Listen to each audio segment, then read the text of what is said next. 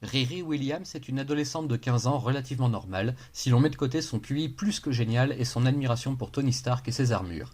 À la disparition de son héros et après les événements de Civil War 2, quoi de plus normal pour elle que de mettre ses talents à profit pour construire sa propre armure et lutter contre le crime.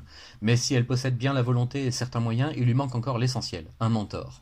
Et justement, c'est Tony Stark en personne, ou plutôt sa personnalité numérisée sous forme d'intelligence artificielle, qui va se charger de l'aider, de l'entraîner et d'en faire la nouvelle version d'Iron Man, Iron Heart est né.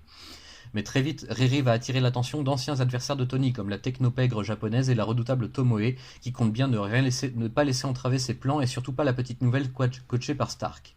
Grâce à la rencontre avec Pepper Potts, alias Rescue, Ironheart parvient à vaincre Tomoe, mais ce faisant, elle attire également l'attention du Shield, qui entend la surveiller de près. Et pendant ce temps, l'IA de Tony prépare quelque chose en secret avec l'aide de Friday, qui a pris le contrôle opérationnel de la compagnie avec l'aide de Mary Jane Watson et de la véritable mère de Tony. Bon, autant le dire tout de suite, je ne suis pas le plus grand fan du monde d'Iron Man et cette nouvelle série ne m'a pas particulièrement intéressé au départ, du moins jusqu'à ce que j'apprenne à mieux connaître cette nouvelle héroïne sous l'armure qui est un personnage bien touchant comme Marvel et Disney savent l'écrire. Certes, ma préférence personnelle va au Docteur Fatalis, lui aussi devenu un Iron Man depuis peu, et j'attends d'ailleurs la confrontation entre les deux héritiers de Stark avec impatience si jamais elle doit avoir lieu un jour.